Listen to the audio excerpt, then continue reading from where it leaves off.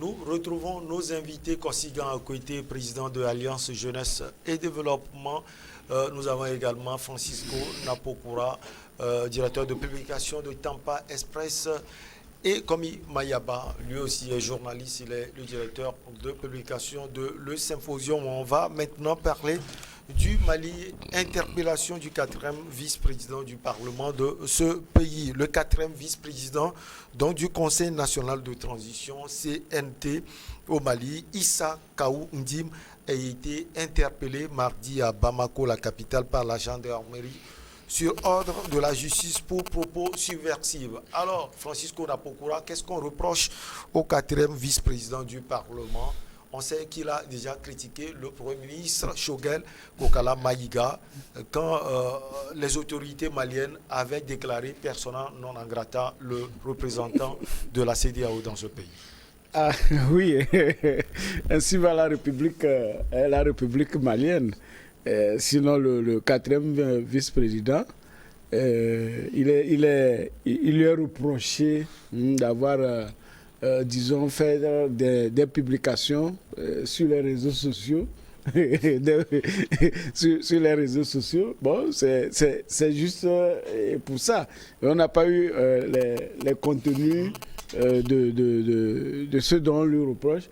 Mais tout ce qu'on sait, c'est un proche de Assimi Goïta, et même il est quand même un membre de, sinon un proche de l'imam Diko. Donc c'est quelqu'un qui, disons, se dit que, bon, il est dans un Mali peut-être qui se veut démocratique, donc tout est permis quand on est avec le président fondateur. Donc il a tenté le coup, parce que ce n'est pas, on est quand même dans, il faut une discipline gouvernementale, parce que ce qui se passe, et le Mali, et contre les autres en matière de sécurité, avec ce que joue la CEDEAO, on sait que les autorités maliennes, aujourd'hui, tout le monde est en train de les empresser pour organiser rapidement des élections d'ici février 2022, ce qui n'est pas forcément jouable, parce que vu déjà le calendrier qui a été fait, il est improbable que les élections se tiennent. Et c'est la pression-là que la CEDEAO était en train de faire avec son représentant, le Burkinabé, mais on dirait qu'il a fait de trop. Donc on l'a rappelé. Alors, même vous avez vu, même la dernière fois en Turquie, lorsque Erdogan a voulu chasser tous les ambassadeurs, États-Unis, France, Allemagne, tout, finalement, tous ont versé de l'eau dans leur vin pour dire que bon, ils ne vont plus intervenir dans les affaires internes de la Turquie. C'est une sommation. C'est une sommation. Donc ici, bon, les autorités maliennes, ils ont voulu sévir. Et puis bon, c'est un État. Quand vous violez leur loi, ils vont l'exécuter. Sa proximité avec Assimi Goïta le pousse à poser des choses. Sa proximité également avec l'imam Diko. Également, c'est quand même le quatrième vice-président de l'Assemblée nationale au Mali. Non, ce qu'il faut reconnaître que c'est sidérant.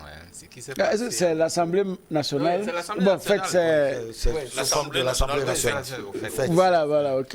Mais c'est que vous devez comprendre, en fait, avec son arrestation, surtout qu'il est le quatrième vice-président de l'Assemblée nationale de fait, l'unité parlementaire y étant, on ne l'a même pas sorti de cette unité parlementaire. C'est ce que son avocat dit même. Alors, il y a Maître Kassoum Tapo. Il y a vice. Et là, quand même, quoi qu'on dise aujourd'hui, quand tu es parlementaire et qu'il y a même des actes gravissimes que tu as pu commettre, il faut d'abord passer par cette étape où on doit quand même lever ton immunité parlementaire.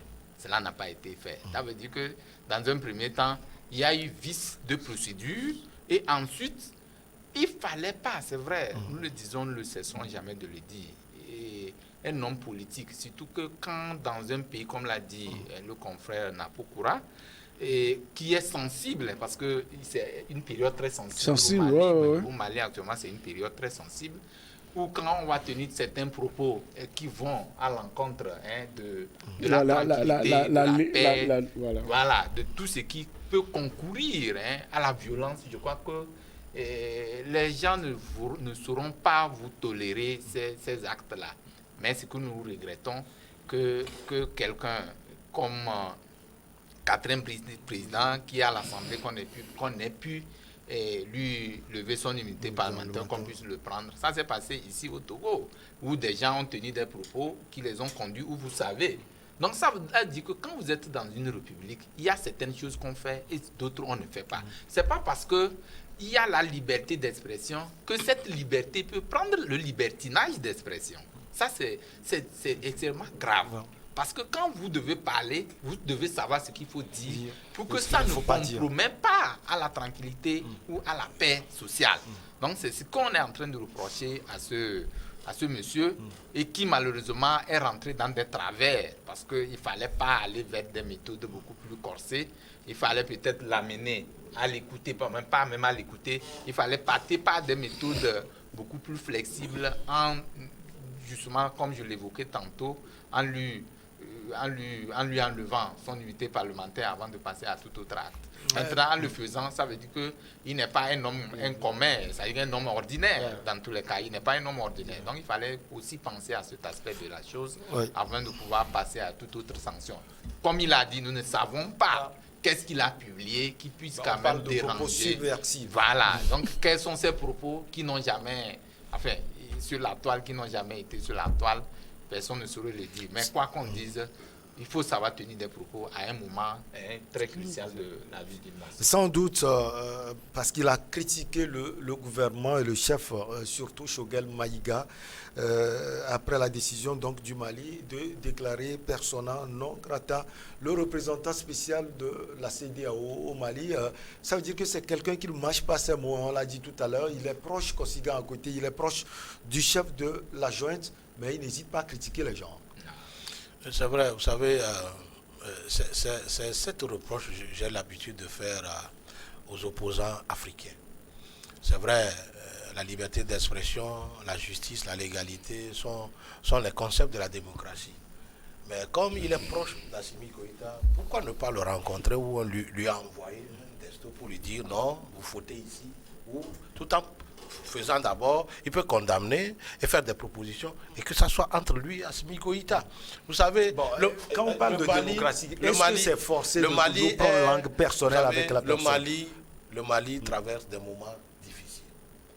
Nous savons aussi que ce quatrième vice-président fut un des meneurs de la contestation contre Ibeka. Ouais.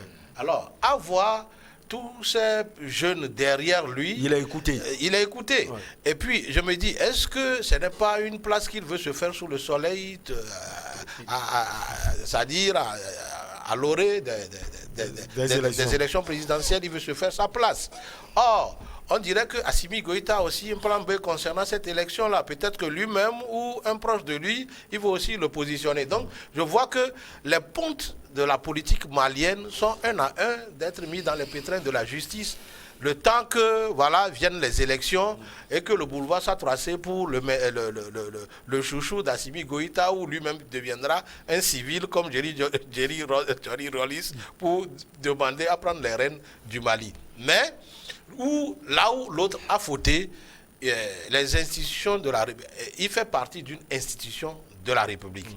Alors, il peut par voie parlementaire faire cette reproche au sein du Parlement et que le Parlement écrive au gouvernement ou au chef du gouvernement. C'est plus mieux. Parce que là, ils ont choisi les militaires pour qu'ils viennent les conduire. Or, les militaires n'ont pas tendance à respecter ces règles de loi ou de démocratie que vous voulez. C'est des gens, quand ils veulent quelque chose, ils l'ont et c'est tout. Donc, oui, pour la démocratie, mais oui aussi pour les dialogues personnels, les dialogues entre les institutions de la République. Que des cris, surtout sur les réseaux sociaux. Ça fait mal. Oui, également pour la démocratie, mais les réseaux sociaux font partie également de la vie actuelle. Donc, on ne peut pas aussi envoyer la gendarmerie chez quelqu'un qui dénonce certaines choses. En tout cas, on parle de propos subversifs. On ne sait pas si c'est sa position face à ce que le gouvernement a fait au représentant spécial de la CEDEAO dans son pays. Et Kosigan l'a dit tout à l'heure, c'est quelqu'un qui était proche de Liman Diko et qui est suivi par la jeunesse malienne. Oui, justement, c'est que la politique en Afrique, souvent, nos institutions sont instrumentalisées. les institutions sont instrumentalisées, donc la justice, et parfois, on ne sait plus. C'est peut-être la presse, à des moments, qui prend sa position. Sinon, quand vous prenez le pouvoir exécutif, elle est là, le Parlement s'associe, la justice également. Donc, c'est en fait la presse qui fait souvent dans nos pays la contradiction un peu. Donc, les réseaux sociaux, vous savez, dans nos pays également, depuis un moment donné, les lois ont été révisées de sorte que quand vous publiez quelque chose sur les réseaux sociaux, ça peut vous créer des problèmes. Il y a beaucoup de citoyens, même au Togo ici, qui ont juste commenté, disons, une publication, que ce soit sur Facebook, ils ont perdu leur emploi. Les gens sont dans des groupes de réseaux sociaux. Le fait d'avoir même déjà commenté ou publié dans son groupe, on fait une capture d'écran, systématiquement on envoie à qui de droit, comme les gens le font seulement, et c'est fini. Donc vous êtes, si la personne est aimable, la personne va vous le renvoyer pour dire, ah, c'est ce que vous avez dit sur moi, ou bien c'est ce que vous avez liké et qui me concerne. Et puis bon, là, la personne vous aime. Et là, vous allez, n'est-ce pas, vous échanger et vous entendre. Mais lorsque ça porte, n'est-ce pas, jusqu'à des arrestations, comme ou des pertes de travail, ou jusqu'à des arrestations, c'est ça qui n'est pas bon. Parce que les réseaux sociaux sont un moyen puissant, mais de bons moyens de communication. Parce qu'aujourd'hui, quand vous prenez ceux qui ont l'intelligence de bien les utiliser, d'accord, vous allez voir, les gens vendent beaucoup, que ce soit sur le Facebook, les couturiers, ils vendent, ils exposent ce qu'ils produisent, et que ce soit par WhatsApp aujourd'hui, et beaucoup l'utilisent pour le commerce. Et c'est pourquoi des fois, quand on voit dans des groupes où des gens envoient de n'importe quoi, ça dérange. Donc, c'est les lois de nos pays qui, pour restreindre les libertés, et puis même la presse, je pense qu'il était arrivé à notre confrère Carlos Ketou. Carlos Ketou, au fait, son scoop, s'il avait publié ça directement dans sa presse, voilà, on dit qu'on ne l'aurait pas dérangé. Mais parce qu'il a publié ça sur les réseaux sociaux. Mais je note que nos chefs d'État, tous sont sur les réseaux sociaux, sont sur les Twitter. Vous voyez, donc c'est contradictoire parce qu'aujourd'hui, on dit que les réseaux sociaux ne sont pas reconnus comme moyen de communication, même pour les médias. Mais c'est sur les réseaux sociaux, par exemple, quand je prends le chef de l'État togolais ou bien la chef du gouvernement, ce n'est pas les réseaux sociaux, les tweets qui ne sont pas accessibles aux populations. C'est par ça qu'ils envoient leur communication. C'est de là que la presse prend et développe ou publie. Donc, quand vous voyez ce que les gens sont en train de faire avec ces instruments qui doivent être des instruments de développement, parce que quelqu'un a publié comme un 4e vice-président d'une assemblée et fait une publication sur les réseaux sociaux, ce n'est pas forcément l'arrêter. Mais regardez le contenu. Est-ce que ce qu'il a dit est aussi grave? Bon, si c'est grave, est-ce qu'il y a un recadrage? Est-ce qu'il y a un démenti à apporter? Donc il y a tout un process. Et non de mettre la justice et la gendarmerie à contribution, n'est-ce pas, pour aller arrêter quelqu'un comme ça, et qui va encore créer d'autres problèmes par la suite. Vous voulez ajouter quelque chose? Oui, non, c'est juste pour dire qu'aujourd'hui, c'est vrai que les réseaux sociaux ne sont pas reconnus comme moyen de communication conventionnel. Et ma foi, vous tentez peut-être de donner une communication sur les réseaux sociaux qui puisse quand même faire l'entrave même de ce qui peut être la tranquillité. Parce que c'est un moyen c'est les moyens qu'on n'arrive pas à maîtriser. C'est-à-dire que n'importe qui peut faire toute publication que vous connaissez. Donc c'est pourquoi actuellement... N'oublions pas Dima Oré. Lui, c'était pas... Non, même Dima Oré, ce n'était même pas sur les réseaux sociaux. Il a parlé sur les médias. Voilà, donc, mais aujourd'hui, il est en prison. Ce n'est pas... Est-ce que c'est normal? Ce qu'il a dit... Les réseaux sociaux. C'est-à-dire que les propos que nous tenons, que si c'est subverti comme ils l'ont dit, subverti comme on l'a dit, tu peux être susceptible de dénonciation ou peut-être de convocation. Donc c'est ce qui est en train de se faire. Donc aujourd'hui, tout propos que nous devons tenir, pour qu'il puisse quand même aller dans le sens de malversation ou peut-être de dénonciation ou peut-être avec même pas de preuves matérielles, ça peut peut-être entraver à la tranquillité, à votre vie sociale et paisible. Donc c'est pourquoi nous disons aujourd'hui qu'avec la communication que le 4e vice-président a eu à faire, nous ne connaissons pas le contenu. Nous ne savons pas qu'est-ce qu'il a dit de façon beaucoup plus concrète qui puisse quand même arriver à ce niveau. Donc nous demandons à ce qu'on puisse le gérer parce que entre-temps vous le faites comme ça, vous êtes en train de, quand même de lui ouvrir des vannes.